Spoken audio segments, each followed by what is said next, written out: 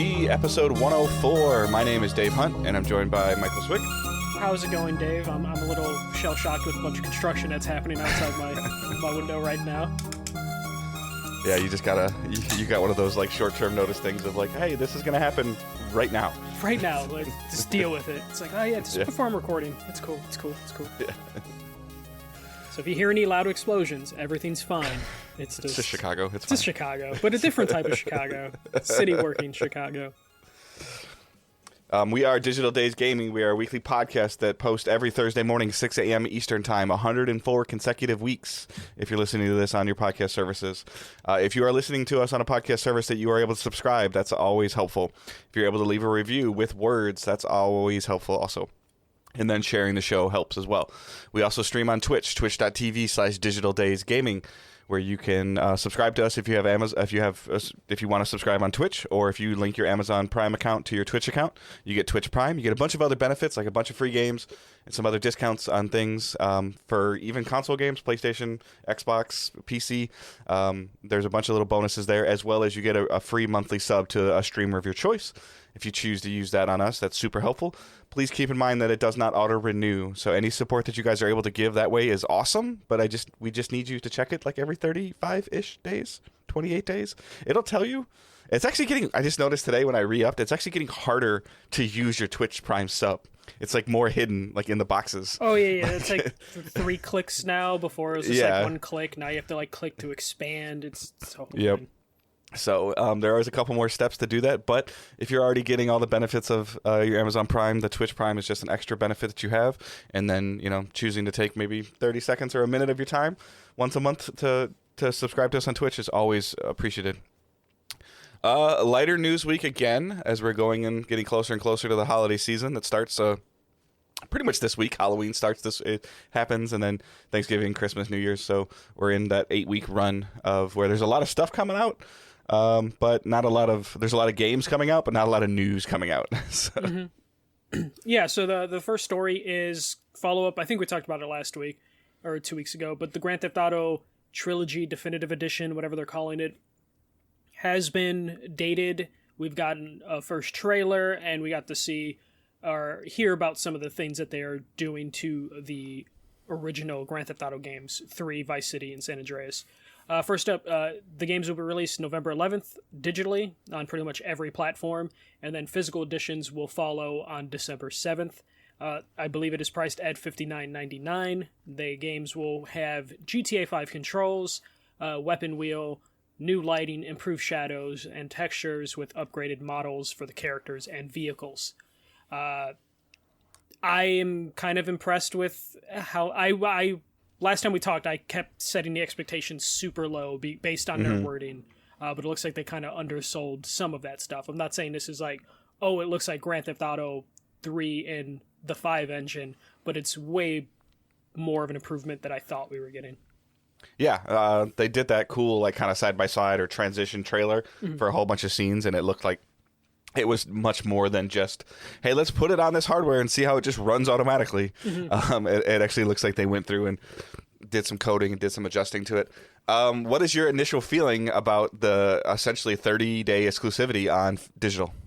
I don't mind it. I'm guessing that is just like a supply restraint, or Rockstar is like, we don't want to be included in any Black Friday sales. And they just held it till after. So I don't mind that. I do think it's interesting. I was going to add that San Andreas is hitting Game Pass day 1, and GTA 3 will be on PlayStation Now on December 7th. So I might be able to hold off by just playing San Andreas through Game Pass and then buying the physical edition later on. Just because I've owned every Grand Theft Auto game physically, so it feels like I would want the definitive collection physically. Do you think that there's any bit of them that wants people to double dip? Like, yes. I want it now, I want it day 1, and then I want the version that I can kind of like put on my shelf and know it's always there. 100%. And I might end up becoming that person, because I do really want to play Vice City and 3 again, just because I played San Andreas so much. I'm more interested in playing like an upgraded Grand Theft Auto 3 than the other games, but they might get me to double dip. But I don't know. You're not gonna buy this on the Switch, are you? No, just because I know it's not gonna be as good on the Switch. So I will probably just pick it up on Xbox. Part of the reason why I might just pick it up right away is it's coming out a week before Endwalker, so I'm gonna basically be by myself during that Final Fantasy 14 expansion. So I might just pick it up on Xbox. Why my fiance and all of my friends are playing Final Fantasy 14 for like a month. Yeah. So do you think this is gonna fall under? I guess like this is just stuff that's coming to my head right now.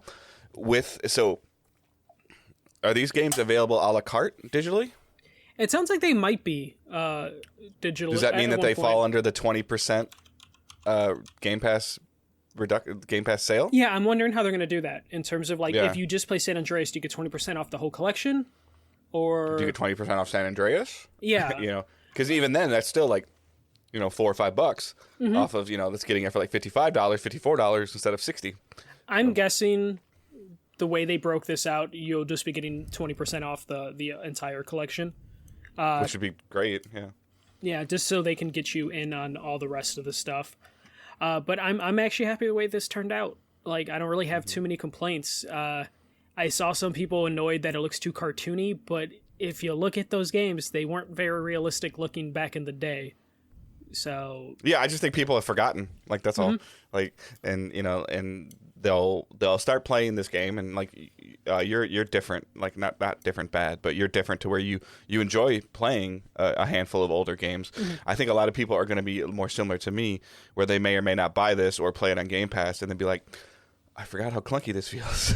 Like the Grand Theft Auto 5 controls will definitely help, but I wonder if there'll be people like me who are going to be weird and be like, oh, this doesn't feel like the old Grand Theft Auto, as opposed to someone who's like, oh, thank God. Just because like of 5. Player evolution and development and just there's so much stuff that that can contribute to that. Yeah.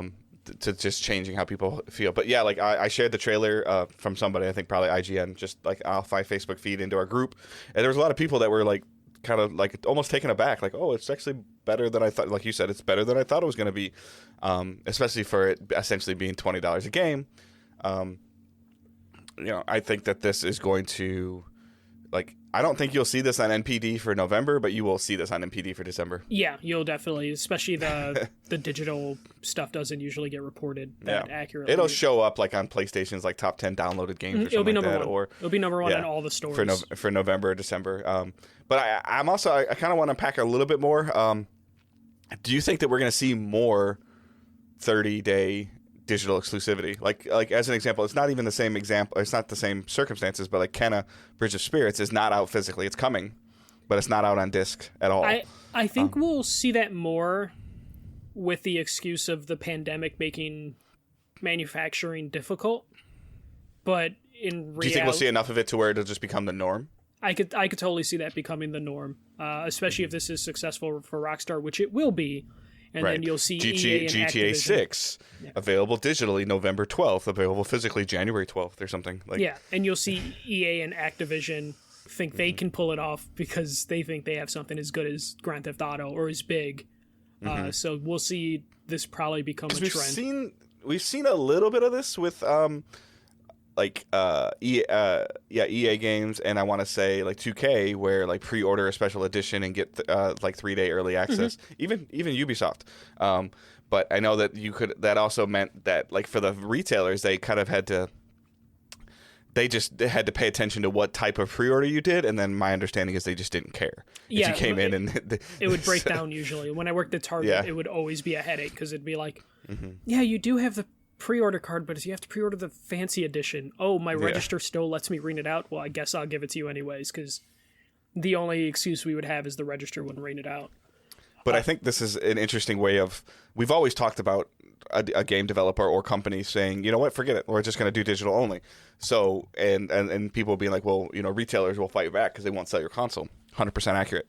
But I think that if you have a 30-day or 45-day digital exclusivity, I want it now, people will just buy it digitally. Yeah, they'll just buy it digitally, and they'll be happy, and they'll double dip if they want to. So I do see this become a norm. The only thing that scares me is they did not mention anything about the music in any of this stuff, and the music's so important for these games, and I'm worried that I don't know if it's just Rockstar, because again, they really talked down what these collections would look like, and then we were all surprised. But I feel like if they wanted to say like the full original soundtrack is there, they would have. Or they're just trying to avoid saying that they're missing a couple songs, because if they made an announcement of like most of your favorite songs will be there, then people would spend the next month or a couple weeks trying to figure out which songs didn't make it. It's scary because saying nothing implies that maybe everything's there, and then saying nothing means that nothing's there. Yeah, and they wanted to avoid saying most things, because then people are gonna like freak out of like, well, what's that mean? Yeah. So the only good thing is we'll find out in a couple weeks, because we're only like 3 weeks away from this, or like 2.5. So I'm just pleasantly surprised. All right, moving on to the next story. God of War 2018 is coming to PC. I do love that this is after we had our discussion of like, do they have like a franchise that can like break past it? And this kind of lines up with the thing that you're talking about, where Jim Ryan wants to hit that like 30 million sales, you know, that Nintendo thing, but he's limited by the PlayStation platforms that are available to the masses. Way to do that, release on multiple platforms, and this is a good way to bring it to a different audience that didn't have a chance to play it, and also maybe convert them into picking up a console in the future for a sequel. All right, so before you, like, just because you made that statement, so before you go into the bullet points in this, I want to ask you 2 questions. Do you think that anybody that, at this point in time, anybody that wanted to play God of War hasn't played it yet? I mean, it's impossible to say that like nobody would fit under that. I'm sure there is a percentage that Sony has done the math and we're like, this is worth us to hire a third-party studio to port the game. And then do you think that doing something like this and Uncharted 4 and Horizon, so 6 months ago or however long ago, when somebody maybe got to experience Horizon for the first time on PC, do you think that would make them pull the trigger to get a PS4 or PS5 to play the sequel? Most likely, it would only pull the trigger to the people that were already thinking about getting that console anyways, as opposed to converting someone who's straight up PC master race. But there might be someone who's like thinking they might want to pick up a console, and this is the thing that pushes them over the edge of like, well, shit, I really like this God of War game that I finally got to play, and then they move over. Is that a huge amount of people? Probably not. But I'm sure there's... So far, everything that they're porting to console...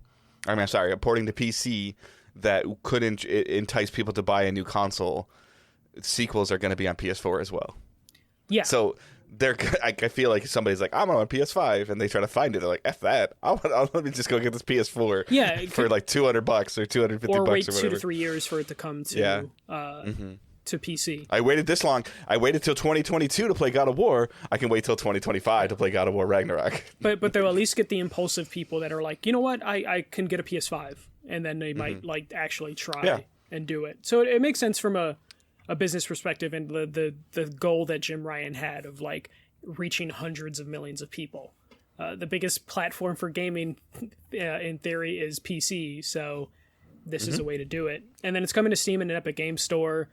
So they're not picking a side yet with that. They've done that for all their games where they're on every store, which again lines up with Jim Ryan wanting to reach as many people as possible.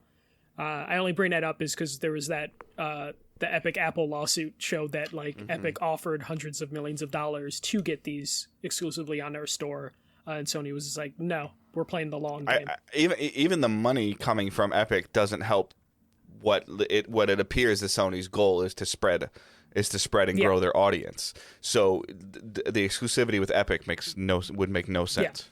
Yeah. Which is why when you look at them turning down as much money as they turn down, it's because they're playing a long game. They're not just trying to do quick cash grabs. They did look like they have like learned and improved every time they've released a game on PC. I know. I think their most successful PC launch has been like Days Gone in terms of like not broken day one sort of thing. Like Horizon was kind of busted, but they've got it to Horizon did very, very well, in terms of sales and pre-orders, but the day one experience was not great. Yeah. So they've definitely learned from that. So they're going to do like the uncapped frame rates, improve shadows, reflections. They're doing DLSS and ultra wide screen resolution. So they're going for that like PC crowd that would be interested in the ultra wide screen stuff. So they're doing a good job there.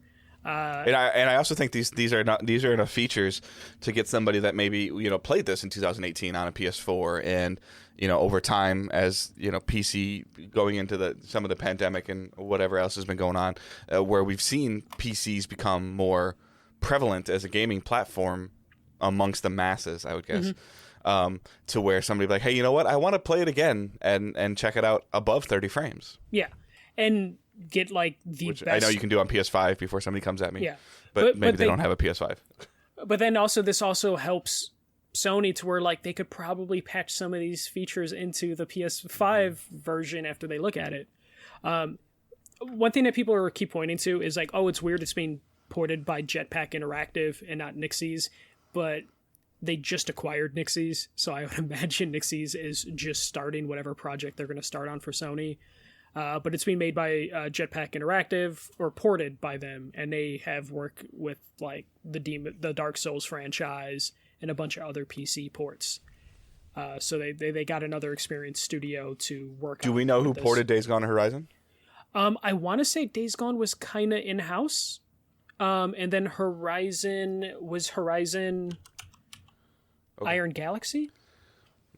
Sounds about right, possibly. Yeah, I believe No, so. it was just more curious, because Yeah. I would the studio, you said NetEase? Yeah, that's the one they just acquired. When NetEase was probably up for sale, or in negotiations to be purchased, whether it was obviously in the end it was by Sony, or if there was other conversations with other companies, which I'm sure there was, they probably weren't picking up any new contracts during that time for that exact reason, because they knew that they were close to being purchased. So it would have looked really bad for them to pick up this God of War contract, and then for whatever reason the sale with Sony falls through, and then there's bad blood, or between the two, or there's not necessarily bad blood, but just bad vibes between the two companies because something just fell through, and then they still have to finish a contracted job. Yeah, especially like if Sony gives NetEase a deal and they're like, oh, this deal that we're doing with you is worth this many millions of dollars. Then when they're trying to buy them, they're like, well, we currently have this deal with this company for this multi-million-dollar project, so our price is higher.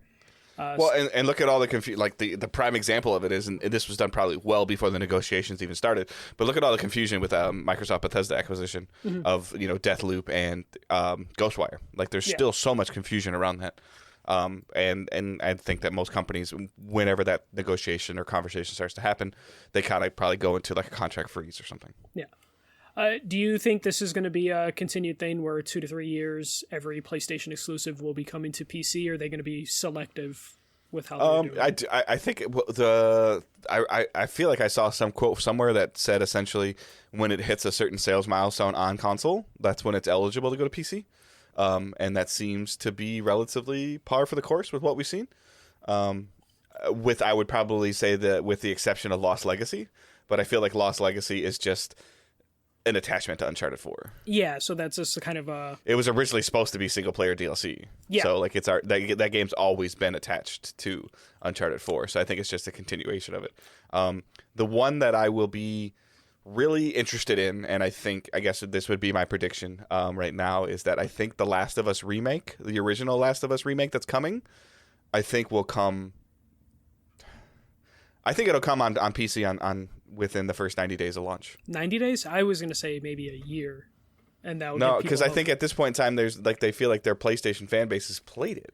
Yeah, but if they're doing like a full-blown remake, I feel like they would be like, let's see if we can tap all of our like sales figures on our console. I almost want to say day one, but as an experiment of them seeing like, okay, where is the audience right now? Because I would have to say I guess that all depends. Yeah, it depends on if they feel like it is a brand new experience. That and what else is attached to it too. I'm sorry. It's like if Factions is attached to it somehow, that would change. Yeah. But if it's just by itself, as like as a $40 or $50 remastering, because I don't think, well, I guess they can. I don't really think that They're going to charge. I have 70. a hard time. I have a hard time with that. Then, like, no, like it's going to be 70. of It's a full from the ground up remake. It's going to be 70. Yeah. All right. Well, I guess I'd have to see more information on it. But if it's a $40 to $50 SKU, it's coming to PC day one.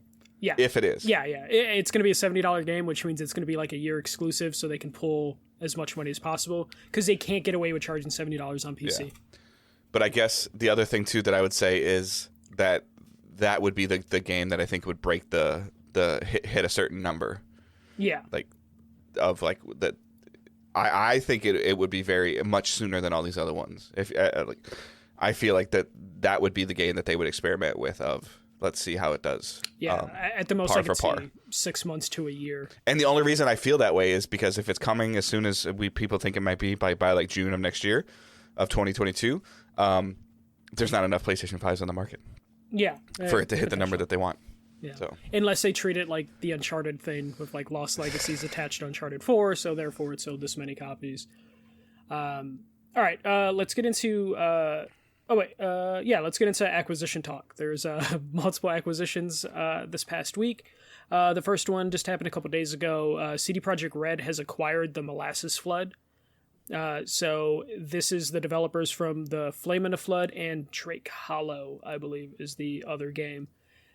They are a Boston-based studio. They basically came from Irrational Games, Harmonix, and I believe some Halo development also is in their background. I only know this studio. I'm familiar with Flame in the Flood, but I mostly know them from the Jason Schreier book, the last Jason Schreier book, the Reset one, because Irrational Games is a big chunk of that book, and Molasses Flood is like one of the development studios that came from that studio's closure. CD Projekt Red said that they're going to let the Molasses Flood work on their own ambitious project, but is going to be based on an IP owned by CD Projekt Red. But this is definitely newsworthy for me because I love acquisitions, but I was not expecting CD Projekt Red to be in the acquisitions. Yeah, it's super interesting because they've always been known as like, until recently with Cyberpunk, is like in-house, our studio, our way. Yeah. And now they're purchasing, companies. And now whether what they're saying and then what actually happens will probably be two different things. I don't find it.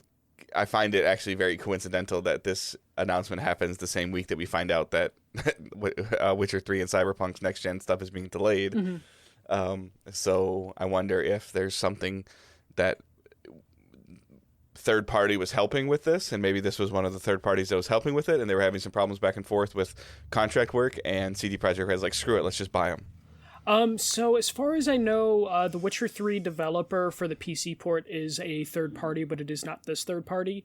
But they could be helping them with Cyberpunk 2077. So that is a possibility, which we'll get into because we have some delay news for both of those. But yeah, I just wasn't expecting CD Projekt Red to be in the acquisition space, even though they do own a game store, a digital distribution. With Good Old Games or GOG now. I think they got rid of the Good Old Games part of it. But yeah, this I guess makes sense for them if they want to make like smaller experiences, because I feel like you don't buy a studio like this that are kind of known for like smaller narrative experiences and just bring them into. Mm-hmm. You would just absorb them. You wouldn't purchase them. Yeah, so or merge with them or whatever. Yeah, especially when you're talking about a Boston-based company and then you have a Polish-based company. Like, you wouldn't just absorb them and then just have them get eaten up by CD Projekt Red. The interesting aspect is they're going to have them work on an IP that's already owned by CD Projekt Red, which, as far as I know, their IPs that they own are The Witcher and Cyberpunk 2077. That's just what Husan said in chat. He goes, is it possible they could be helping them port Witcher 1 and 2 to console as well? Which is very valid. I wonder if that would be too ambitious for them. Because they made like a side scroller. Unless they just have to clean up what CD Projekt Red's already been doing. Yeah. And then, like they just have to finesse it, But I wonder, so what Netflix is currently doing with The Witcher, I know they're completely different things. They don't actually own the Witcher IP like that. But like Netflix has the proper Witcher show. They're already going to do a spin-off show. And then they're going to do an animated show. to flesh out the Witcher universe. I wouldn't be surprised if this is like, hey, let's kind of do what Netflix is doing with the Witcher universe. Let's tell smaller stories with different Witchers, and then have different studios work on them. And then they just kind of like Molasses' Flood. They liked their pitch and then decided to just acquire them and just have them be the Witcher side story company. At least that's what I would do in this scenario. If like I was like CD Projekt Red and I just acquired a studio known for smaller projects. Or they continue with Cyberpunk, though I don't know how much you can do with Cyberpunk at this point. Like that rehabilitation, it's kind of like a damaged property. So yeah, which do you think Cyberpunk is salvageable? Yeah, I mean, as an IP, yes, I do. Okay. I think it would have to be, it would have to have like almost like a flawless next gen update though. Which we'll talk about in the delayed section in a couple minutes. I'm just wondering if it's worth their time to go through. I think did they cancel their multiplayer game, or they just delayed the Cyberpunk multiplayer game? I think they canceled it. Oh, I'd have to check. I don't remember.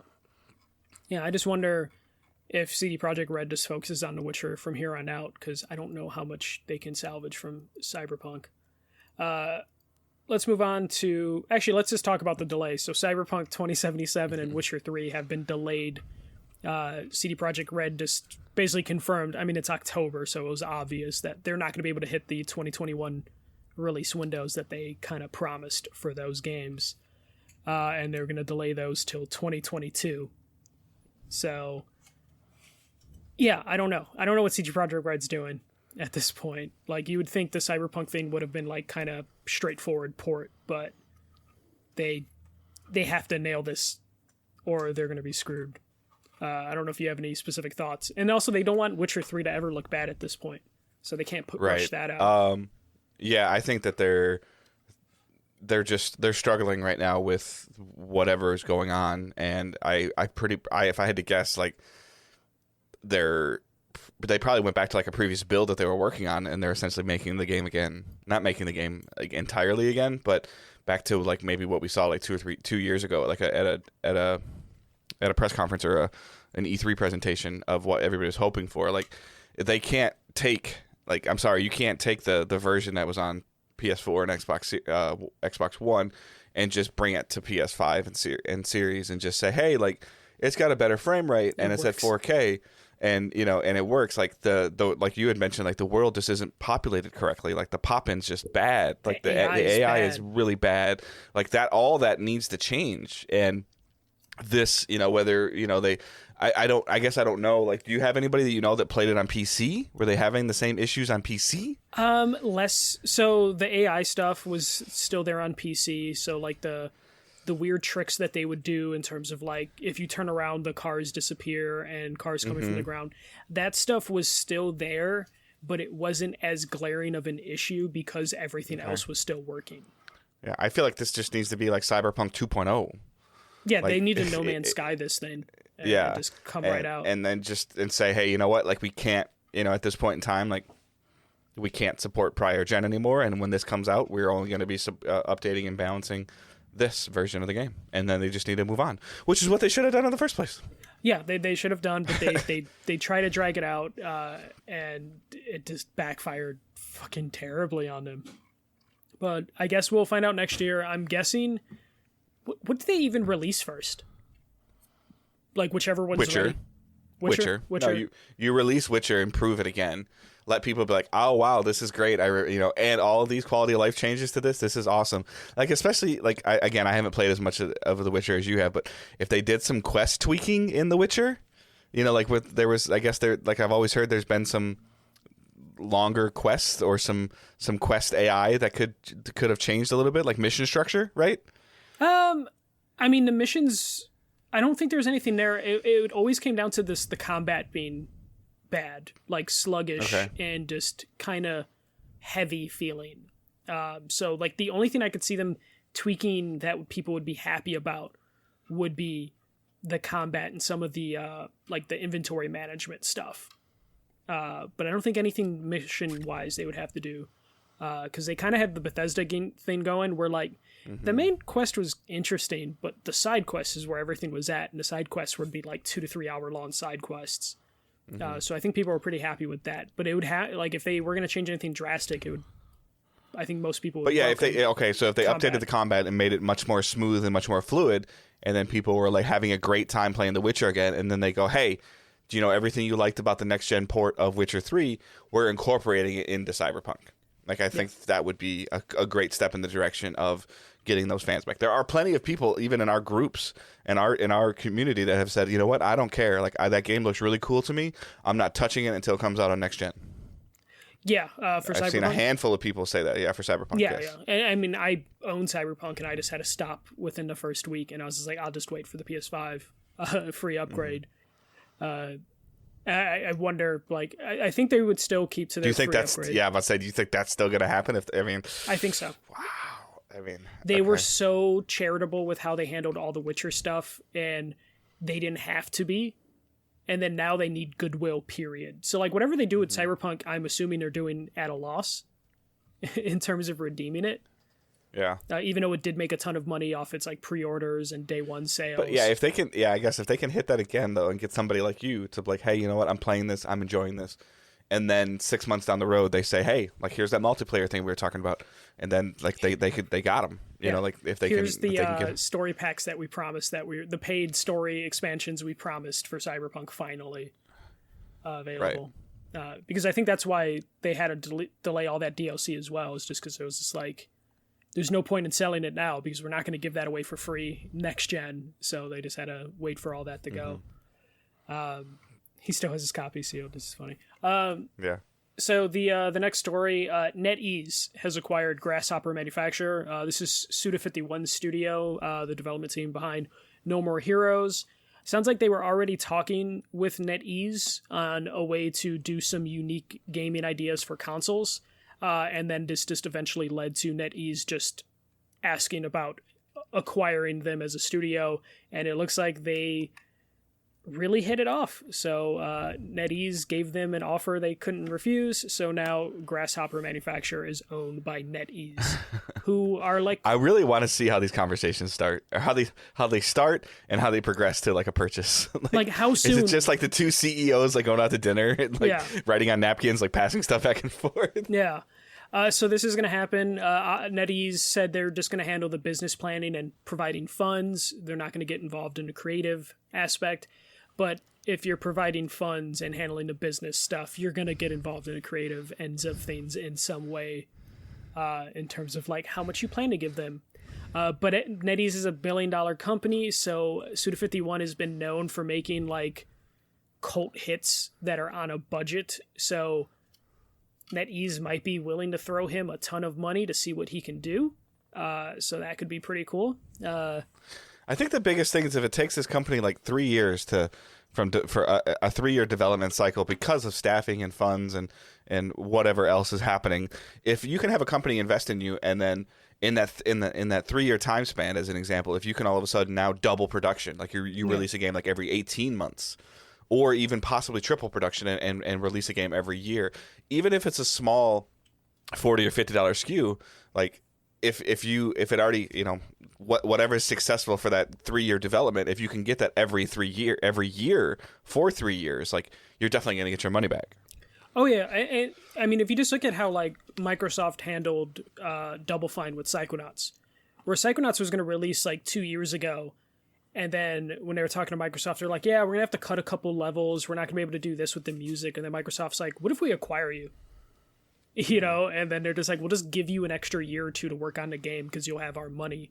That also can help in terms of they can either double up staff and produce their games faster, or they could just get extra time. And NetEase seems like they're pretty fine letting developers do whatever they want. I mean, how long have they had the deal with Bungie?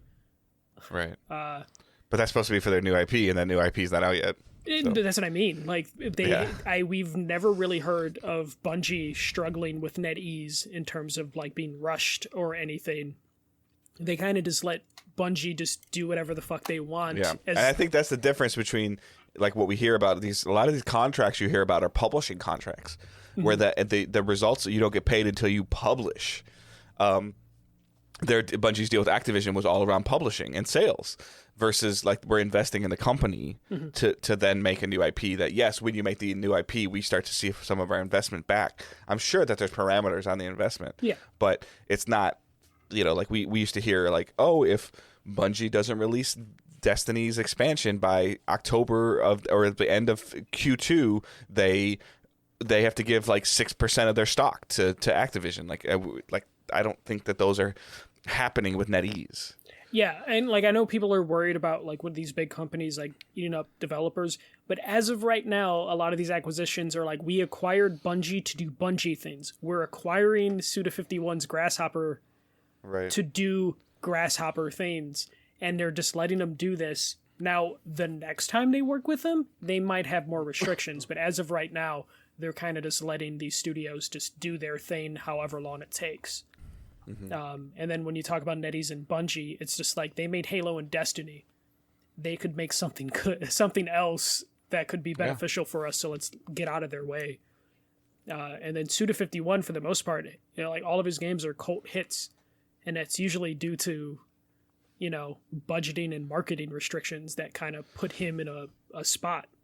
And these developers and creative producers and CEOs, they all talk to each other, like whether they're at Gamescom before the pandemic, or they're friends because they've worked with them at other studios. Like if NetEase was, there's two things. Like if NetEase was mingling and messing things up, or being like an overbearing owner or overbearing investor, we would hear about it through Schreier or through other investigative reporting. Yeah.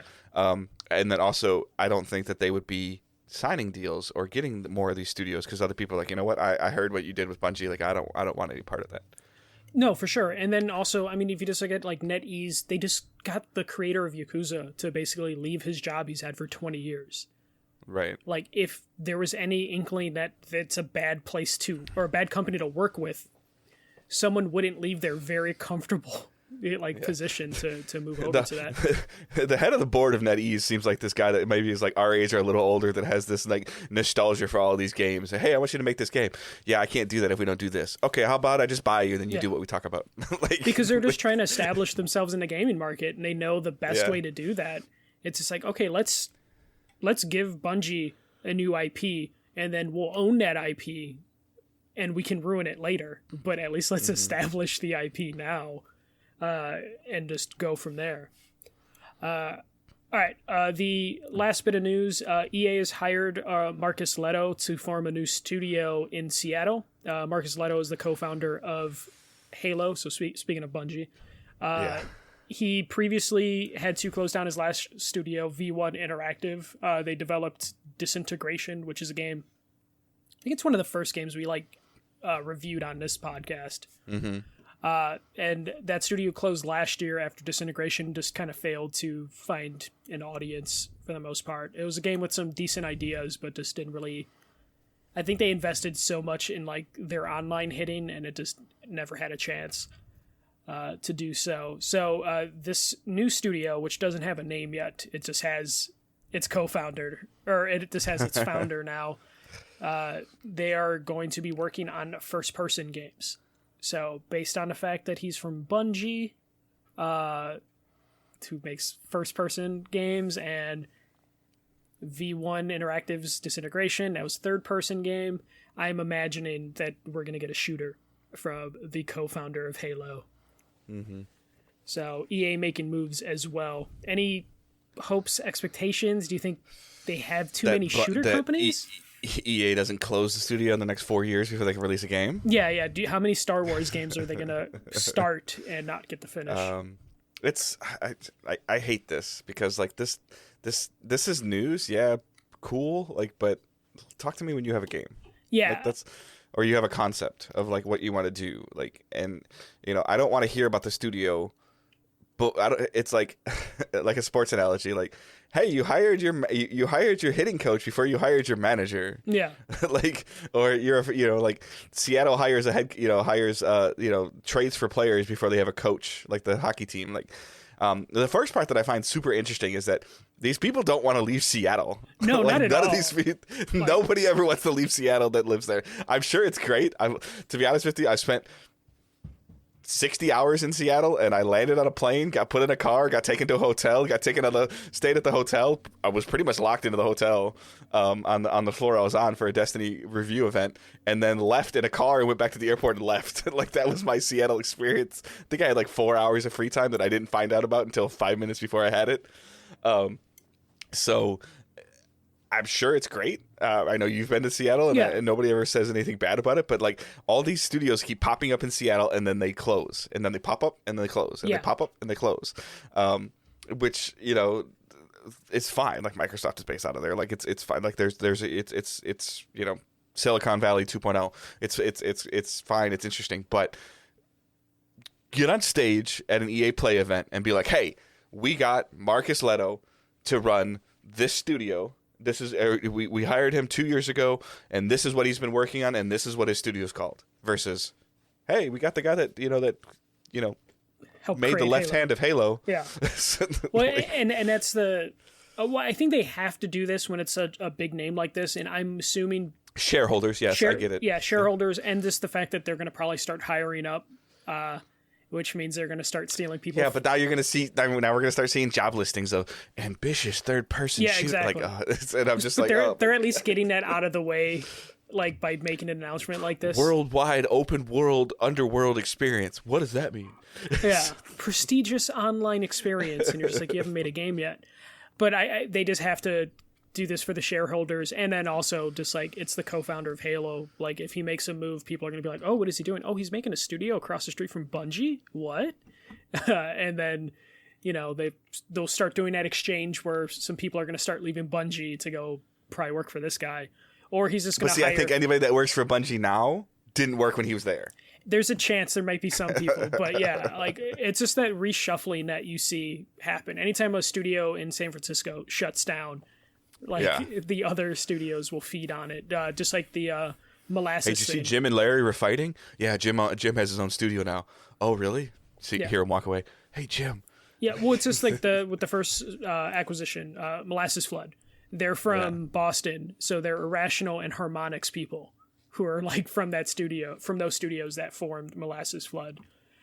So this just kind of happens. The only thing that I think is just kind of funny is just EA making another studio to make a first-person shooter, potentially. Is just kind of hilarious to me, of just like, how many can you have? Like, could you guys focus on like making Battlefield good or something?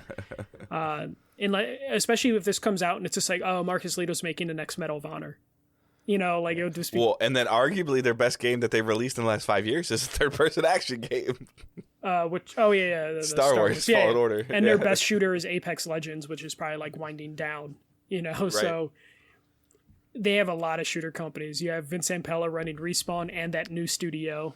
That we don't know what they're doing still. But we know they're doing a first-person shooter because it's Vince Zampella. And then they have Dice. I guess Dice LA is now Vince Zampella's studio, but they have like their established shooter companies, and then I don't know what they could be doing, but it's at least showing like EA and Activision have been really quiet during all this acquisition stuff. Activision for sure, yeah. So EA now making some additional moves. I'm wondering when Activision's going to start getting. But again, it's the argument of addition versus expansion.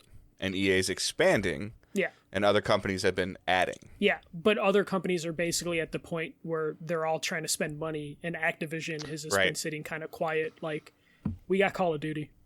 Like... Right. But I mean, my point is, like, this guy's going to have to essentially poach talent from other studios, and if the other studios don't really want that talent to leave, they can make it so they don't leave. Like, they can make it worth if they think that person is worth enough, to a certain extent, they can prevent that. They can make it hard for that person to leave. Versus what we've seen Sony do and we've seen Microsoft do of like, hey, you know what? We're not going to play this game of hiring all these people. Like, you guys already do your thing. Now we just want to bankroll you. Yeah. Like, but like now we're seeing everybody get involved in this at this point, except Activision, and I guess to a lesser extent like Ubisoft. haven't really acquired anybody that I'm aware of. Ubisoft is big enough as they are, though. Personally. Yeah, they have plenty of studios. I just saw today, like they've already got their hands full, like massive, just pretty much delayed Division 2's content, just until next year, which is fine. Yeah. But like all these studios have got their hands full. Like I don't know if I'd want to purchase or merge with a studio during a pandemic. But I think that's what turned a lot of people to where any of these independent studios were like, this is really hard if a pandemic comes up again, that they probably would want to be acquired. And then you just have these companies that just have money that they need to burn before like inflation hits them next year. I don't know. I'm waiting for Activision to make a move, but I think if anything, Activision will do what Ubisoft's doing, where that's like Ubisoft is like, yeah, we have 30 studios that work on Assassin's Creed, and then they slowly started to break those studios up to work on separate projects. So I guess Activision could just resurrect. But they kind of do what we've like all of a sudden you hear like Ubisoft Vancouver, Ubisoft Toronto, Ubisoft Quebec. Like they kind of just make them appear as they need to. They break them apart from like the massive blob they were working on one game to where now it's like, oh, the Division team, technically there's like 3 Division games in the works and they're from all different studios that used to work on the Division. I guess Activision could easily Ubisoft North England, Ubisoft West England. Yeah, Activision could just be like, yeah, Raven Software exists again, or Vicarious Visions exists again, as opposed to being part of Blizzard. But yeah, that is it for the news. And then what's delayed: Witcher 3, Cyberpunk 2077. We already talked about. All right, so playing and watching. So I got. If you guys can hear it in my voice at all again, I feel like this has been like ongoing, but I got sick again. Just some allergies. It just went through all of us. It went Angela, myself, and Owen. I had a weekend off work, and my body's like, oh, you have 2 days off in a row? Here you go. Here's a dry throat and some runny nose, and you don't want to get out of bed. So on Sunday, I literally did not get out of bed. We watched like NFL pregame. We went to like a trunk or treat thing on Saturday. Owen got sick at a trunk or treat thing. So then when he woke up in the morning, he still wasn't feeling good. So Angela and him initially we went to go get him tested. And then the doctor, I guess, pretty much tested her because she was there. Yeah. And then both of their tests came back negative. So I didn't have to get tested. And then, so that was Sunday morning and we watched football all day, like just the whole day. The pregame show, we watched, Cincinnati, Baltimore. There were some other games on, and then the Lions playing the Rams, where Matthew Stafford got traded to. So that was a big story then. And then we just watched the Sunday night game. So we legitimately did not get out of bed. I had a $30 Uber Eats coupon, and my wife used that, and we didn't leave the house. So hopefully everybody kind of feels a little better going into this weekend with Halloween. And that stuff. I talked about last week about playing that Power Rangers game. I started looking into it. Power Rangers Battle for the Grid. Mm-hmm. It's on Game Pass. Yeah, I didn't know vanilla version. Yeah, so that story is very confusing. I went right into the story mode. I didn't go into tutorials or training, which I probably should have gone into tutorials or training. And it's hard. It's hard. That's a hard fighting game. I thought it might be a game that Owen could play. No, not so much. No, it's a legitimate fighting game. Yeah. It's fun, but I've just been so detached from fighting games for so long. Like I was having a hard time understanding the health meters, the ×2, ×3. Obviously, there's some handicapping going on in there. I know that while you're interacting with other characters. The voice acting I thought was really good. There's a lot of Power Rangers I don't recognize. A lot. There's a lot of stuff, yeah. So that's on Game Pass. Obviously, that's pretty cool to watch or to check out. Still kind of in the funk in general. I have the Switch OLED and I haven't even opened it. I have Metroid Dread and I haven't even opened it. Just because of that and just work and stuff and then just had to do a major repair to my car this week. So that's been fun. But so yeah, and watching haven't really been, like I said, watching a lot of football. Was watching some of the playoff baseball stuff. The Braves are in the World Series since the first time since like '99. They were always a team that was part of my youth, watching them on TBS a lot. So it's kind of cool to see the Braves in the World Series. It's super interesting to see all the hate for the Astros. like, oh, they're still cheating. Like, okay, they're still talented, whether you like it or not. That cheating just kind of pushed them over the edge a little bit. Yeah, okay. You wanted the head manager before he came to my team. Yeah. Just to kind of hear that storyline going on. It's okay if they're cheating for my team, but if they're cheating for other teams, I don't care. So yeah, like for the most part, haven't really been watching it. Like my wife and I are just in the funk in general. Like we're not even like watching any of our newer, like even catching up on even our old shows. We've been watching we haven't been watching any NCIS. Or any of that stuff like currently going on. You do have a homework assignment that I'm expecting you guys to watch. Yeah. Dave's going to watch some anime for Patreon. He's got to do soon. We got to record before the end of this weekend. So. Yeah. I could do some of that tomorrow night. Or like only like half-hour things, right? Yeah, I think the longest one's like 27 minutes. I think one of them you sent me, I've actually watched and we've talked about it. Like High Score Girl? Or I don't know if you actually watched it though. I have memories of that, of going to like him like seeking a girl and like riding his bike to arcades and playing against her in arcades. Yeah, then I will replace that one with a different anime then. Because Dave for the record, this entire text conversation went on while I was playing Destiny. I was doing something in Destiny for like the first time like in a month with the clan, and my phone was going crazy, and my wife's laughing in the other room because Michael and Angela and myself are in a group chat. And I haven't really been. I'm looking at my phone periodically, but I'm also actually doing something that required my attention in Destiny. And the next thing I know is like I'm signed up for something that I didn't even get a chance to chime in on. So Dave for the October Patreon has to watch 3 animes, just the first episodes to see if he likes, just dabble in it. I picked Ouran High School Host Club, just because that's a personal favorite of mine, and I think it's cute, and Dave just isn't into cute. And then Death Note. I picked Death Note. He might like it. It's kind of thriller. It has crime. He likes crime based on the shows he likes. And then High Score Girls, because it's like retro gaming. I think I watched that based on even back in PS Nation days. I think based on a recommendation you had. Okay, so then we can't Josh, watch that then. So I'm gonna have to give you something else. I feel like because like that had the thing I remember the most about that is like the really hype, like it had like that K-pop theme, right? Yeah. Okay, so I'll find something different from you. Yeah. See, look, I got terms too. See, look at that. Well, no, it's wrong, no, because it's an anime, so it's not K-pop. That doesn't make sense. The music. No, it had a theme song, but it wasn't K-pop. Whatever. Just don't let Wyatt recommend one, because he's probably going to send me down some like dark world. Well, I was thinking of giving you a creeper anime, but like I was like, I don't know if like Angela would appreciate some of the creeper stuff. Maybe. See, I don't like that anime, but I guess that might work. I already don't like your one, the head nod you did to that. 2, that Wyatt's recommending it. That makes it both out. No. It's a sports anime. I believe that's either the volleyball or basketball one. But yeah, maybe. Dave's gonna watch anime. At least we know that this month for Patreon. I think that's it for playing and watching. Yeah, volleyball. Okay. Yeah. So I think that's it. I feel like there's something else that I watched that I'm probably forgetting. Of course, when I don't feel well, I just watch crap on TV. So there's probably something that's not worth the time. Okay. For me, it's been 2 games. The first game is Artformer. This is a game I was sent like a press code for like a month ago, but it just completely like slipped my mind. It was one of those things where I was just looking through my email and then I got like an unsolicited Steam code. So I'm just like, you know what? Let me just check this out. So this one has a really cool concept, but gameplay wise, it just kind of wasn't a great experience. But the gimmick with this is it's like a side scrolling, like platformer.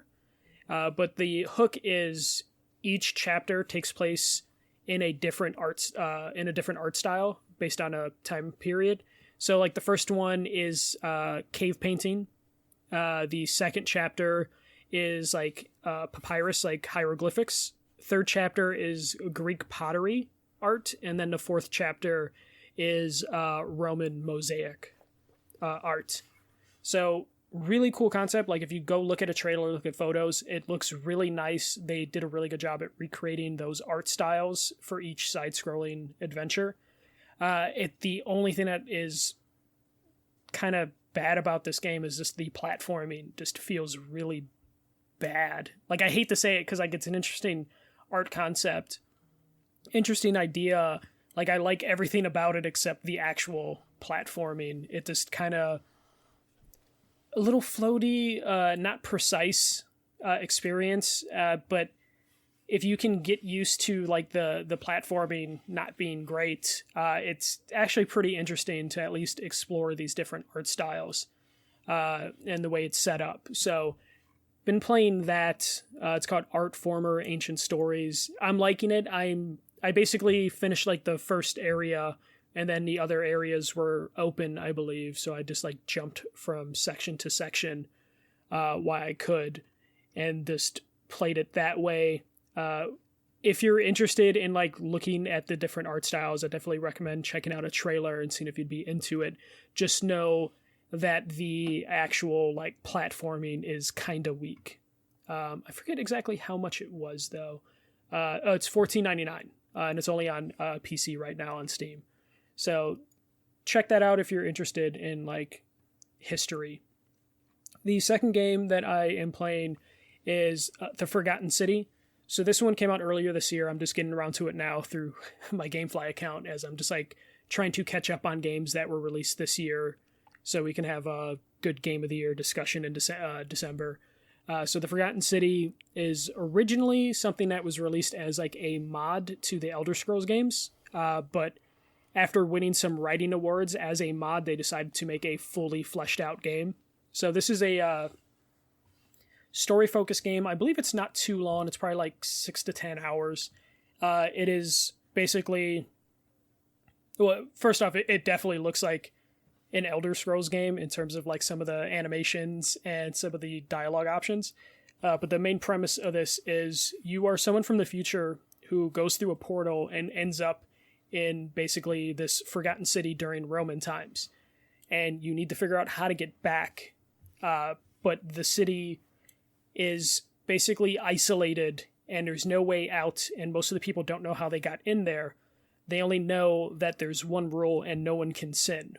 So you need to figure out over the course of a day how to find an escape and help the people that are there live their lives while trying to prevent anyone from sinning. So as all you know is someone will sin, and if someone sins, everyone in the city dies. So you're basically, through dialogue options and puzzles, just trying to investigate and find out who is going to commit the sin and to see if you can stop them. And the thing is with the game is every time someone commits a sin, you basically need to get the hell out through a portal, and that resets the time loop. So it's a time loop game, which is kind of funny how many time loop games there have been this year, you know, between Deathloop, Returnal, and I think there's like one or two other time loop games that may have came out this year.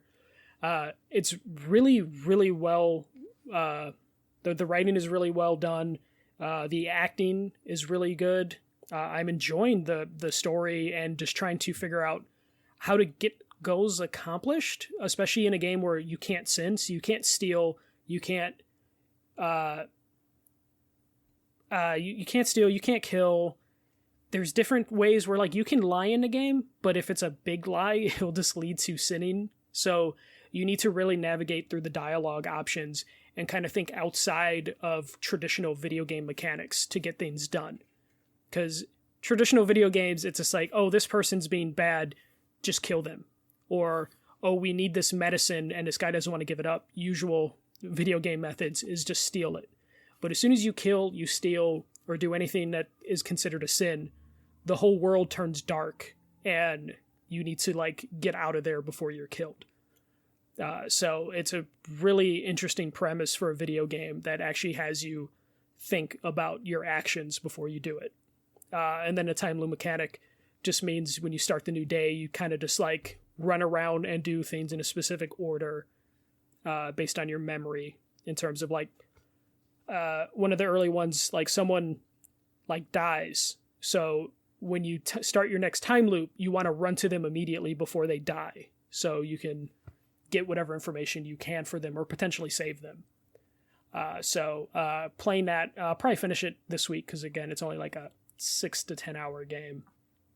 But really, really into that. Like, it's definitely one of the better games I played this year, and it's one of those things where I probably wasn't expecting it to rank high on my personal list right now that I keep going throughout the year, but I'm enjoying the hell out of it. What'd you say it was called again? Sunken City? The Forgotten City. Forgotten City, sorry. There's a game called Sunken City, I think, too. Yeah, there is, and that was not great. But yeah, the Forgotten City. It's out on... And you're playing it on... PS5, but it's on PS4, Xbox. I think it's on Game Pass starting this month. So you could definitely check it out on Game Pass. It's either coming out soon on Game Pass or it's already on Game Pass right now. But if you're into the non-combat side of like the Elder Scrolls games, this is definitely for you. Awesome. Did you watch anything? No, I'm just watching a bunch of scary movies just because it's October. So me and Sarah just got a running list of scary movies and just been watching a bunch of Bulls games because me and my friend are starting a Bulls podcast because I don't have enough podcasts. So just boring sports and then random scary movies on Netflix. All right. So we don't have any questions today, partially because we didn't ask for any, but hopefully we don't always have to ask for them. Yeah. So you guys can just send them to us, #AskDigitalDays on Twitter. My wife just took my phone, so I don't know. I thought there was something in I think somebody might have posted it wrong in the Discord. Was there something in the Discord recently? But anyway. Yeah. So there's questions you can post in there in the Discord under the Ask Digital Days channel. You can tweet them to us using #AskDigitalDays, and then you can just post them in the Facebook group. You can say question for the show, or you can just post a question that has conversations around it with other people, and we might pick it up and have a conversation around it. So you can do all of that way. Spotlights will be obviously just Patreon. So like patreon.com/digitaldaysgaming, where you can next month you can hear me talk about anime, or you can hear us talk about like the greatest year of gaming, or how we both got into gaming, podcasting, gaming journalism, if you want to call it. Like it's not journalism anymore since neither one of us write. Yeah. But content creation, whatever, influencing, whatever term you want to use. Our E3 stories, our favorite sports teams, our sports memories. There's a whole bunch of stuff in there. There's tons of episodes in there. And if you, on the $7 tier, you get access to all of that previous episodes. And it's probably I think 15 plus 16 episodes. Probably something like that. Yeah. So $1 tip jar just as a way for you guys to support us if you want. $3 gets you access to a Discord private server. $5 gets you the numbered podcast 24 hours early. And then $7 gets you the monthly bonus episode. Excuse me. Facebook group, Discord server is all linked in the show notes. Again, sharing the show, leaving a review, telling your friends is all great ways to help the show grow. Us being over 100 episodes now can show that we're here. We're in the long haul. We turn, I think before we record, we turn 2 before you and I will record again. Yeah, so, probably. I just realized that as I'm talking about dates and when because I think November 1st is technically the official launch day that we did of 2019. Probably. That sounds about right. Yeah. Before pandemic, it's hard to remember anything. Yeah. So we're getting close to being 2 years old. So we're definitely, around for a long time, or sort of a long time. But yeah. Other than that, you got anything else, Michael? No. Just looking forward to Dave talking about anime on a Patreon. All right. Hope everyone has a great week. Keep moving forward. Hope you day. See ya.